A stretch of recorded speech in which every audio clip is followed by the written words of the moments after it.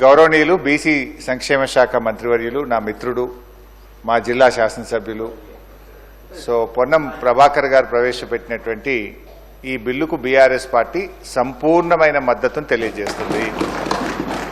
ఈ బిల్లును మేము మనస్ఫూర్తిగా స్వాగతిస్తూ ఉన్నాము.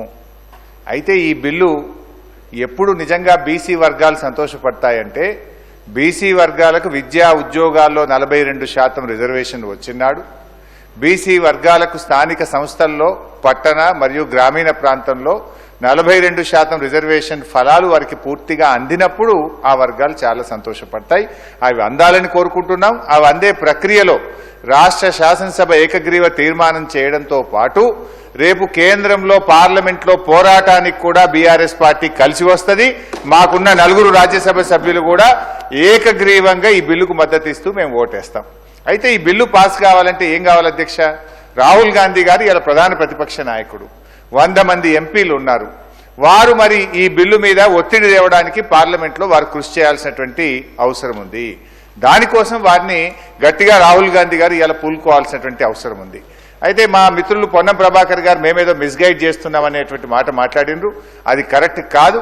ఈ బిల్లు విషయంలో రాష్ట్ర శాసనసభలో గతంలో కేసీఆర్ గారు ఉన్నప్పుడు కూడా అధ్యక్ష, మేము మార్కెట్ కమిటీ చైర్మన్లలో, డైరెక్టర్లలో బీసీలకు 50% రిజర్వేషన్ తెచ్చింది బీఆర్ఎస్ పార్టీ.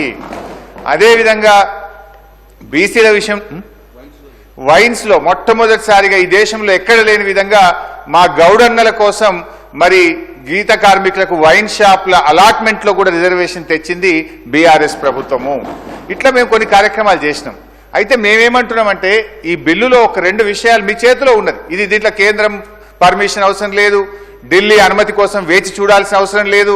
రేపో మాపో బడ్జెట్ పెడుతున్నాం కనుక మేము ఈ బిల్లులో 3 అంశాలు మా గంగుల కమలాకర్ అన్న చెప్పినటువంటి విషయాల్లో ఇందులో మన పెద్ద బేసిజాలకు పోవాల్సిన అవసరం లేదు. బీసీల మీద మీకు నిజంగా చిత్తశుద్ధి ఉంటే, బీసీల మీద మీకు నిజమైనటువంటి ప్రేమ ఉంటే 3 అంశాలు ఈ బిల్లులో చేర్చమని బీఆర్ఎస్ పార్టీ తరఫున అమెండ్మెంట్ ఇచ్చాం. ఆ 3 అంశాలు కొత్తవేం కావు, కాంగ్రెస్ పార్టీ గతంలో ఇచ్చినటువంటి హామీ. అందులో మొట్టమొదటిది గౌరవనీయులు గంగుల గారు చెప్పినట్టు 42% ప్రభుత్వ కాంట్రాక్టులలో బీసీలకు రిజర్వేషన్ చేస్తూ ఈ బిల్లులో చేర్చండి. దీంట్లో ఢిల్లీ పర్మిషన్ అవసరం లేదు, ఎవరు పర్మిషన్ అవసరం లేదు. రేపటి నుంచే ప్రతి కాంట్రాక్ట్ లో బీసీలకు రిజర్వేషన్ వచ్చే అవకాశం ఉంది. మీరు అఖిల పక్షాన్ని ఢిల్లీ తీసుకుపోతే మీతో పాటు రావడానికి ఏ పోరాటానికైనా బీఆర్ఎస్ పార్టీ సిద్ధంగా ఉంది. అయితే ఈ విషయం ఢిల్లీ చేతుల్లో ఉంది.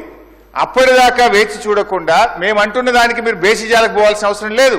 సింపుల్ గా ఈ బిల్లులో 3 అమెండ్మెంట్లు అడుగుతున్నాం. బీసీ సబ్ ప్లాన్ ను ఈ ఆర్థిక సంవత్సరంలో పెట్టే బడ్జెట్ లో బీసీ సబ్ ప్లాన్ ను మీరు ఇచ్చిన మాట ప్రకారంగా ఈ బిల్లులో చేర్చండి. బీసీ సబ్ ప్లాన్ ను పెట్టండి. బడ్జెట్ లో 20,000 కోట్ల రూపాయల నిధులు పెట్టండి. కాంట్రాక్టుల్లో బీసీలకు 42% రిజర్వేషన్ కల్పిస్తూ ఈ బిల్లులో చేర్చడం ద్వారా